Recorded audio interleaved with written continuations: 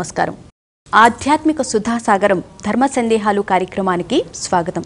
ఈరోజు మనతో పాటు ప్రణవ పీఠాధిపతి మహాసహస్రావధాని డాక్టర్ వద్దిపర్తి పద్మాకర్ గారు ఉన్నారు. ప్రేక్షకులు పంపించిన సందేహాలకు సమాధానాలను తెలియజేస్తారు. నమస్కారం అండి గురుగారు.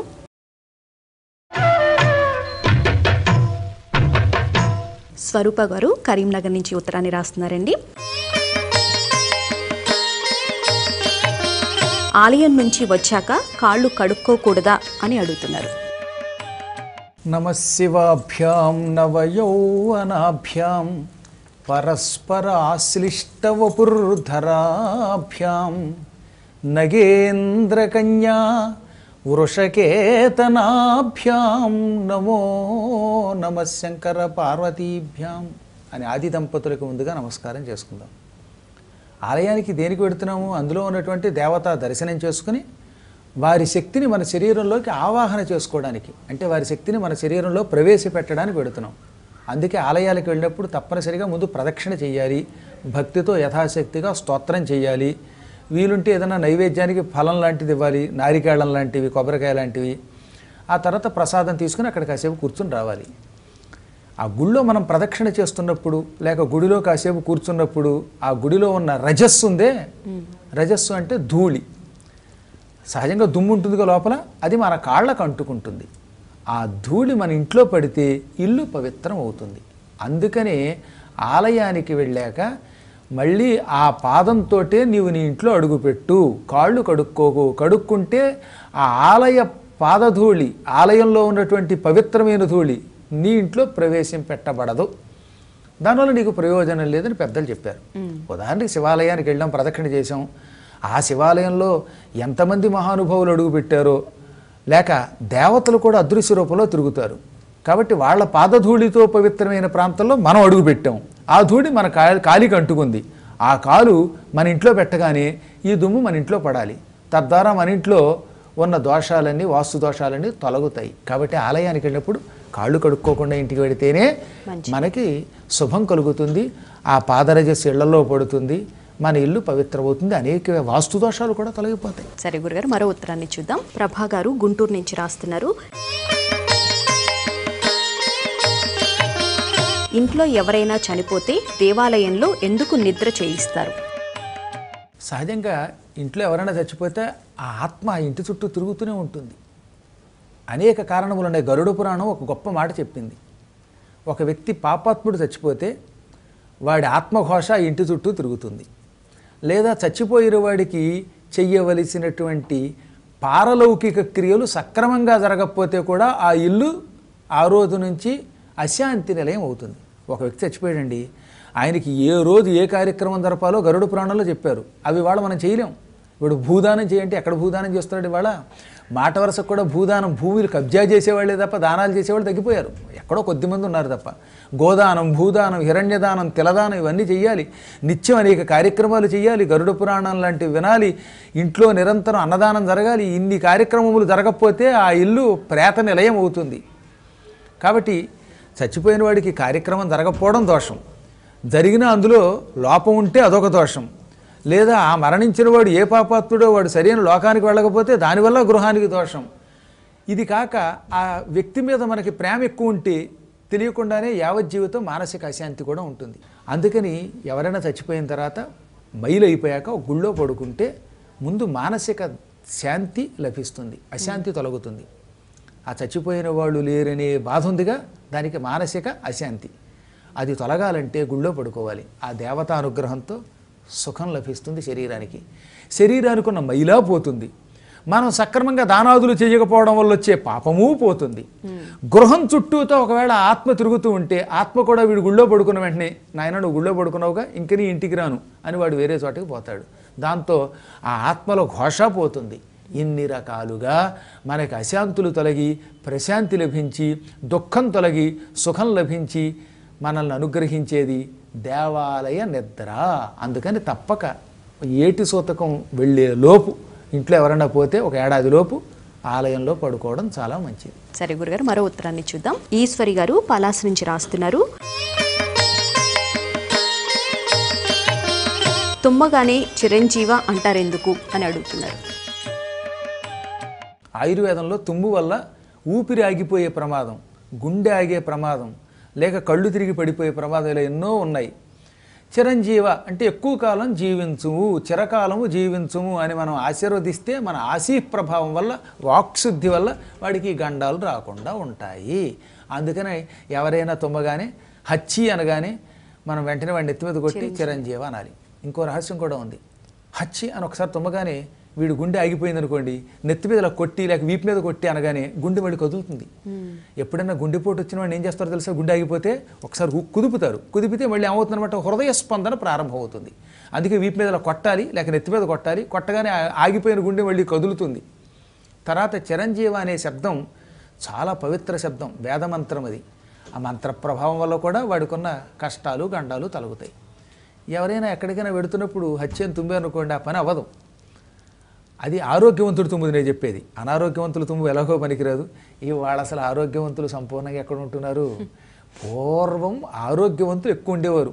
తుమ్మి ఎరగడు, దగ్గి ఎరగడు అని మా చిన్నప్పుడు చెప్పేవారు. ఇప్పుడు ఎక్కడ చూసినా పొల్యూషన్, ఎక్కడ చూసినా పైత్యం. అందువల్ల తుమ్మకుండా దగ్గకుండా ఉండేవాళ్ళు ఇంచుమించుగా తగ్గిపోతున్నారు, అరుదుగా ఉంటున్నారు. కాబట్టి వాళ్ళ తుమ్ములు పనిచేయట్లేదు. కానీ పూర్వం ఆరోగ్యవంతుడు తుమ్మితే మనం ఎక్కడికైనా పెడుతున్నప్పుడు ఆ పని అయ్యేది కాదు. అప్పుడు కూడా చిరంజీవ అంటే ఆ అపశకునం తొలగి ఆ పని అయ్యేది.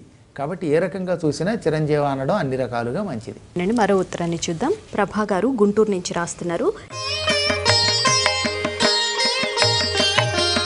ముగ్గురు కలిసి ఒకే పని మీద బయటకు వెళ్ళకూడదా? నగచ్చేత్ బ్రాహ్మణత్రయం అని జ్యోతిశాస్త్రంలో ప్రయాణానికి సంబంధించిన ప్రకరణలో చెప్పారు. ముగ్గురు విప్రులు కలిసి వెళ్ళకూడదు. ఈ ముగ్గురు కలిసి చదివేటటువంటి మంత్రాలు ఒకే రకంగా ఉండవు, అభిప్రాయ భేదాలు వస్తాయి. కొన్ని కారణముల చేత వేదవ్యాసుల వారు వద్దన్నారు. తక్కిన వాళ్ళు ఎవరు ముగ్గురు వెళ్ళకూడదని లేదు. క్రమంగా అది అలవాటైపోయి లోకంలో ముగ్గురు పెడితే 3 ముక్కలు అయిపోతుందన్నారు. 3 ముక్కలు అవ్వదు, 33 ముక్కలు అవ్వదు. నగచ్చేత్ బ్రాహ్మణత్రయం అనేది మాత్రం ఉన్నది. దానికి గల కారణం వాళ్ళ శక్తి ఆ పనిని పూర్తి చేయదు. ముగ్గురికి 3 రకాల ఆలోచనలు ఉంటాయి. ముగ్గురు మేధావులు పెడితే ఈ ఎవరు ఏది తేల్చరు. అందుకని పూర్వకాలంలో అలా వద్దన్నారు. ఈ శాస్త్ర ప్రమాణమైన శ్లోకం ఒకటి ఉన్నది కనుక ముగ్గురు వెళ్లకుండా ఉంటే, విప్రులు ముగ్గురు కలిసి వెళ్లకుండా ఉంటేనే మంచిది. సరే, మరో ఉత్తరాన్ని చూద్దామండి. స్వాతి వరంగల్ నుంచి రాస్తున్నారు. పూజల్లో రాగి పాత్రను ఎందుకు వాడతారు? రాగి పాత్రలో నీళ్లు పోసి దానితో ఆచమనం చేస్తే త్రిమూర్తులు ఒక్కసారిగా ఆచమనం ద్వారా లోపలికి వెళ్ళిపోతారు. ఓం కేశవాయ స్వాహ అని రాగి పాత్రలో ఉన్న నీరును ఆచమనంగా లోపలికి తీసుకోగానే ముందు బ్రహ్మ లోపలికి వెడతాడు. కమ్ అంటే నీరు, కే శయ్యతీతి కేశవ అని కూడా ఒక పేరున్నది. చాలా కారణముల చేత కేశవ శబ్దం వచ్చినది. కేశవ శబ్దం నుంచే బ్రహ్మ పుట్టుకొచ్చాడు. నారాయణాయ స్వాహ, ఈ నారాయణ శబ్దం నుంచే శివుడు పుట్టుకొచ్చాడు. మాధవ శబ్దం నుంచి విష్ణువు పుట్టుకొచ్చాడు. ఈ 3 నామములు త్రిమూర్తులుగా మారాయి అని సాక్షాత్తు నృసింహ పురాణంలో ఉన్నది. కాబట్టి రాగి పాత్రలో నీళ్లు పోసుకొని దాంతో 3 పర్యాయములు ఆచమనం చేస్తే ఈ త్రిమూర్తులు ముగ్గురు బ్రహ్మ విష్ణు మహేశ్వరులు శరీరంలో కడతారు. త్రిమూర్తులు మన శరీరంలో కడితే మనం అనుకున్న పనులన్నీ సక్రమంగా చేయగలుగుతాం. అలాగే రాగి పాత్రలో రాత్రంతా నీళ్లు పోసి పొద్దున్నే ఆ నిలవ ఉన్న నీళ్లు తాగితే లోపలున్న నాడులన్నీ శుద్ధి అవుతాయి. హాయిగా కాలకృత్యాలు సాఫీగా అయిపోతాయి. ఆ పూట వాడికి లోపల ఉన్న గ్యాస్ ట్రబుల్స్ తొలగుతాయి. చెప్పాడు సుస్పష్టంగా, వాత సంబంధమైన రోగములు, పైత్య సంబంధ రోగములు, వాయు ప్రకోపనం వల్ల తిరిగే కళ్ళు తిరగడం వంటివన్నీ రాగి పాత్రలో నిలవ ఉన్న నీరు త్రాగడం ద్వారా తొలగుతాయి. రాగి తొందరగా మంత్రసిద్ధికి కూడా ఉపయోగపడుతుంది. అందుకే పూర్వకాలంలో ఈశ్వర ఆరాధన చేసేవాళ్ళంతా రాగి పాత్రలో ఉన్న నీళ్ళతో అభిషేకం చేసేవారు. దానివల్ల చాలా లాభం. దేవతానుగ్రహానికి, ఆరోగ్యానికి, త్రిమూర్తులు శరీరంలో ఆవాహన అవ్వడానికి రాగి పాత్ర వాడాలి. తర్వాత బంగారం వెండి కంటే కూడా రాగి కొంచెం తక్కువ ఖరీదు. కాబట్టి కూడా సామాన్య ప్రజలకి రాగి చాలా ఉపయోగపడుతుంది. కాకపోతే రాగి పాత్రలో ఒక నీళ్లు మాత్రమే పోసుకుని ఆచమనానికి వాడండి. రాగి పాత్రలో పోసిన నీళ్లు అభిషేకానికే వాడండి. రాగి పాత్రలో ఆ బియ్యం లాంటివి వండుకోండి, అన్నం వండుకోండి. ఎట్టి పరిస్థితుల్లో పుల్లని పదార్థములు అందులో వేసి మాత్రం దానితోటి నైవేద్యము వండొద్దు. మీరు ఆ పుల్ల పదార్థాలు తాగద్దని మాత్రం ఆయుర్వేదం చెబుతుంది. మనకు కూడా తెలుస్తుందిగా, పులుపు పడగానే రాగి ఏమవుతుందన్నమాట, శుద్ధి అయిపోతుంది, తళతళలాడుతుంది.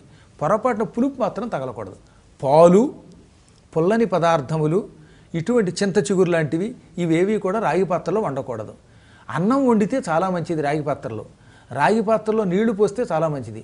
అసలు ఎంతెందుకు, ఎప్పుడైనా నరసింహస్వామి వారి యొక్క అనుగ్రహం తొందరగా పొందాలి అంటే రాగి పాత్రలో అన్నం వండి అందులో పప్పు కలిపి నైవేద్యం పెడితే నృసింహ అనుగ్రహం తొందరగా కలుగుతుందని శాస్త్రం.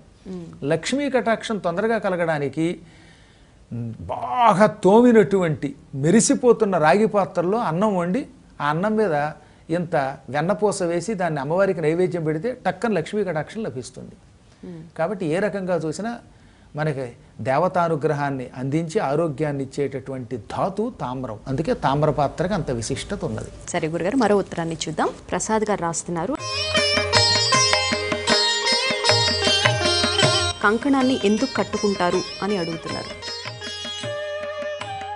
5 కానీ లేక 7 కానీ దారములను పేని వాటికి పసుపు పూసి ఆయా నోముల్ని బట్టి దానికి తోరములుగా కంకణములుగా కావలసినటువంటి పుల్లలు కానీ లేక మామిడాకులు కానీ కట్టి తయారు చేసేదానికి దీక్షా కంకణం. దీక్షా కంకణం ఎందుకు కడతామంటే దీక్షా కంకణ ధారణత్వాత్ జాతా శౌచ మృతా శౌచ భయం నాస్తి మహీతలే.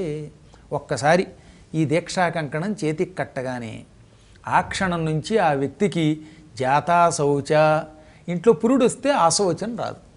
మృతా శౌచ, చచ్చిపోయిన వాడి వల్ల మైలు రాదు. సుస్పష్టంగా చెప్పారు, జాతా శౌచ మృతా శౌచ భయం నాస్తి మహీతలే. ఇప్పుడు ఒక ఆయన యజ్ఞం చేయాలి, తీరా యజ్ఞం మొదలుపెట్టాడు. ఆ ఇంట్లో ఆ ఇంటి పేరిటి వాళ్ళకో లేక ఆ ఇంట్లో ఏ కోడలకో లేకపోతే ఇంకొకళ్ళకో పురుడు వచ్చింది, ఓ పిల్లాడో పిల్లో పుట్టారు. ఇప్పుడు అది మైలు కదా, దానికి జాతా శౌచము, పురుటి వల్ల వచ్చే మైలు. తీరా కష్టపడి ఒక యజ్ఞం చెయ్యాలి, ఒక అర్చన చెయ్యాలి, ఒక ఆలయ ప్రతిష్ఠ చేయాలనుకున్న వాడికి ఇంట్లో పురుడు రావడం వల్ల కార్యక్రమం ఆగిపోతుంది. లేదా ఒక మంచి యజ్ఞం మొదలుపెట్టాడు, ఎవరో అక్కర్ల దక్ష ప్రజాపతి యజ్ఞం చేస్తూ ఉండగా ఆయన కన్న కూతురు సతీదేవి చచ్చిపోయింది అక్కడ, అవునా? అప్పుడు ఆయనకి మైలు రావాలిగా మరి, కానీ మైలు రాలేదు. ఎందుకు రాలేదు అంటే ఈ దీక్షా కంకణ ధారణ వల్ల. కూతురు చచ్చిపోతే, పెళ్ళైన కూతురు చచ్చిపోతే తండ్రికి పక్షిని ఉంటుంది, అందువల్ల యజ్ఞం ఆపాలి, కానీ ఆపలేదు. ఎందుకు ఆపలేదు అంటే ఆయన దీక్షా కంకణం కట్టుకోవటం వల్ల.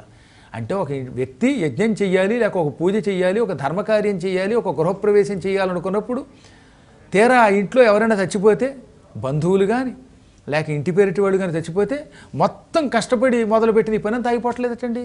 ఎంతమందిని చూస్తున్నాం మనం. పాపం ఒక ఆయన కూతురు పెళ్లి చేయడానికి కళ్యాణ మండపం బుక్ చేశాడు, శుభలేఖలు ఇచ్చాడు. తీరా తెల్లవారితే పెళ్ళనగా ఆ ఇంటి పేరిటి వాళ్ళు ఒకడు పోయారు, మొత్తం పెళ్ళి ఆగిపోయింది. నానాయాతన పడిపోయాడు ఆయన. అందుకని ఏం చేస్తారు ఇలాంటప్పుడు, ఒక దీక్షా కంకణాన్ని దేవాలయంలో పెట్టి లేక దేవుడి దగ్గర పెట్టి పూజ చేసి దాన్ని చేతికి కడుతూ ఏమంటారు, నాయన ఈ క్షణం నుంచి ఈ దీక్షా కంకణం నీ చేతికి ఉన్నంత వరకు నీకు జాతా శౌచ మృతా శౌచములు అంటవు అని సంకల్పం చెబుతారు. ఇక వాడికి అశుచి అంటదు. అప్పుడు వాడు ఇంటి పేరిటి వాడు చచ్చిపోయినా లేక ఇంట్లో పురుడొచ్చినా ఈ పనులు ఆపక్కర్లేదు. అప్పుడు ఆ యజ్ఞాలో లేక దేవాలయ ప్రతిష్టలో వివాహాలు ఆగిపోకుండా ఉంటాయి. కష్టపడి గృహప్రవేశం చేసుకుందాం అనుకున్న వాడికి మళ్ళీ ఆ గృహప్రవేశం మూఢమో ఇంకోటో వచ్చి జీవితంలో రాలేని వాళ్ళు ఉంటారు. అమెరికా నుంచి వచ్చాడు పాపం ఒక ఆయన, ఇక్కడ ఉండేదే నెల్లాళ్ళట. ఈ నెల్లాళ్ళలో ముహూర్తం పెట్టుకున్న వెంటనే మైలు వచ్చిందిట, గృహప్రవేశం ఆగిపోయింది. ఈ గృహప్రవేశానికి మళ్ళీ అక్కడి నుంచి ఇక్కడికి రాలేడు, అలాగని చెయ్యకుండా ఉండలేడు. ఎంత కష్టం. అందుకని ఏం చేయాలన్నమాట, దీక్షా కంకణం మంత్రపూర్వకంగా కడతారు. కడితే ఇక వాడికి ఈ విధమైన జాతా శౌచం మృతా శౌచములు అంటవు. మరో ఉత్తరాన్ని చూద్దాం. దేవి గారు ఈమెయిల్ చేశారు, కాశీకి వెళ్ళినప్పుడు ఇష్టమైనది వదిలేయాలా? కాశీకి వెళ్ళినప్పుడు ఇష్టమైనది వదలడము అంటే అక్కడ అంతరార్థం ఏంటంటే ఏదో కూరగాయో లేకపోతే పులుసో ఇవిగా వదలడం. కామక్రోధాదులు విడిచిపెట్టాలి. నీలో తీవ్రమైన కోరికలు ఉన్నాయనుకుందాం. కామం అంటే కోరిక. ఒక్కొక్కడికి ఎంతకాలమైనా ఎన్ని ఇళ్ళు కొన్నా ఇళ్ళు కొనాలనే ఉంటుంది, ఎన్ని కార్లు కొన్నా అలా కొంటూనే ఉంటారు. గొలుసులు గొలుసులు గొలుసులు, యావజ్జీవితం పులుసుకైనా రూపాయి ఖర్చు పెట్టాడు కానీ గొలుసులు ఖర్చు పెడుతూనే ఉంటాడు. కొందరికి బంగారం పెచ్చ, ఇవన్నీ కామములు. ఇలాంటి కోరికల్ని, క్రోధం అంటే కోపాన్ని, లోభాన్ని, పిసినుగొట్టుతనాన్ని, మోహాన్ని, మదాన్ని, మాత్సర్యాన్ని, ఇటువంటి వాటిని విడిచిపెట్టాలి. అంతేగాని కాకరకాయ కూరని 2 రోజులు తిని 3వ రోజు నాకు ఇష్టం లేదని అక్కడ వదిలేయడం, జామకాయ వదిలేయడం, దీనివల్ల ఏం ఉపయోగం లేదు. ఇంద్రియ నిగ్రహం వదలకుండానే ఉంచుకోవాలి. తీరా వంకాయ వదిలేశారండి కాశీలో, అయ్యో వంకాయ వదిలేశానండి, అక్కడ గుత్తొంకాయ వండారండి, తినకుండా ఉండలేకపోతున్నానండి అని ఎప్పుడైనా ఒక్కసారి దాని మీదకి దృష్టి వెళ్ళిందా, ఆ వదిలిన దానివల్ల ప్రయోజనం ఉండదు, లేనిపోని ప్రమాదం వస్తుంది, ప్రమోదం పోయి ప్రమాదం వస్తుంది. కాబట్టి కూరగాయలు వదలడం అనేవి మానవులు పెట్టుకున్న జనాచారములు. అది కూడా కాశీలో కాదు, నిజానికి గయలో వదులుతారు. కానీ కాశీకి అంటగట్టారు చాలామంది తెలియక. నిజానికి కాశీలో ఎవరు వదలరు, గయలో వదిలిస్తాడు ఆయన. కాబట్టి తొందరపడి ఏదో ఇది ఇష్టం అది అనిష్టం అని వదిలేయకండి. ఒకవేళ వదిలితే యావజ్జీవితం మళ్ళీ దాని మీదకి దృష్టి వెళ్లకుండా చూసుకోవాలి. అసలు వదలవలసినవి మానసికమైన ఇష్టములు, కామక్రోధాదులు, దోషములు వదిలేయండి. ఈసారి నుంచి నేను చెబుతున్నాను, శాస్త్రం ఏం చెబుతున్నదో తెలిసిన, వ్యసనములు వదలండి. ఒక ఆయనకి సిగరెట్ అంటే ఇష్టం, వదిలి హాయిగా ఆరోగ్యం బాగుపడుతుంది. మద్యపానం ఇష్టం, అక్కడికి వెళ్ళి వదిలేదని. ఇలాంటి వ్యసనములకి మనం స్వస్తి చెప్పాలి. అది శాస్త్ర మర్యాద. మరో ఉత్తరాన్ని చూద్దాం. తీర్థం 3 సార్లు ఎందుకు ఇస్తారు అని చెప్పి అన్నపూర్ణ గారు అడుగుతున్నారు. త్రికరణ శుద్ధి కావాలి. అంటే ఒకటి మనస్సు, 2 వాక్కు, 3వది కర్మ. అందుకే మనస వాచ కర్మణ. మనస మనస్సుతో, వాచ వాక్కుతో మాటతో, కర్మణ పనితో, ఈ 3టితో శుద్ధిగా ఉండాలి మనం. అంటే మనస్సులో ఒకటి అనుకున్నాడు, అవునా, సంకల్పం వేరు, నాలుగుతో అన్న మాట వేరు, చేసే చేత వేరు. ఈ విధంగా త్రికరణ శుద్ధి మానవులకి సహజంగా లోపిస్తూ ఉంటుంది. అందులో ముఖ్యంగా కలియుగ మానవులకి ఈ త్రికరణ శుద్ధి ఉండదు. అందుకని 3 పర్యాయములు ఆచమనం చేస్తే ఓం కేశవాయ స్వాహ, ఓం నారాయణాయ స్వాహ, ఓం మాధవాయ స్వాహ. అదే వీరశైవ మతానికి చెందిన వాళ్ళైతే శివనామస్మరణ పూర్వకంగా స్వాహాకారం చేసి నీళ్లు తీసుకుంటే అప్పుడు ముందు మనశ్శుద్ధి, తర్వాత వాక్శుద్ధి, ఆ తర్వాత కర్మశుద్ధి, త్రికరణ శుద్ధి అవుతుందన్నమాట. ఈ త్రికరణ శుద్ధి కోసం ఆచమనం చెయ్యాలి. త్రికరణ శుద్ధి వెంటనే అవ్వకపోయినా ఈ మనస్సులో ఒక ఆలోచన, నాలుగుతో ఒక మాట, చేసే పని మరొక రకంగా ఉండడం వల్ల వచ్చే పాపం కూడా తొలగుతుంది. ముందు పాప పరిహారం అవ్వాలి. అందువల్ల త్రికరణ శుద్ధి లేకపోవడం వల్ల వచ్చే పాప పరిహారార్థమై 3 పర్యాయములు ఆచమనము చేసి తీరవలసిందే. అప్పుడు మానవుడికి అర్చన చేసే అధికారం వస్తుంది, లేకపోతే అర్చన చేసే అధికారం ఉండదు. ప్రేక్షకులు పంపించిన ఆధ్యాత్మిక సందేహాలకు చక్కటి సమాధానాలు తెలియజేశారు. ధన్యవాదాలు గురుగారు. నమస్కారం. వీక్షించారు కదా ఆధ్యాత్మిక సందేహాలకు శాస్త్రీయమైన సమాధానాలను. తదుపరి ధర్మ సందేహాలు కార్యక్రమంలో మళ్ళీ కలుసుకుందాం. అంతవరకు సెలవు. నమస్కారం.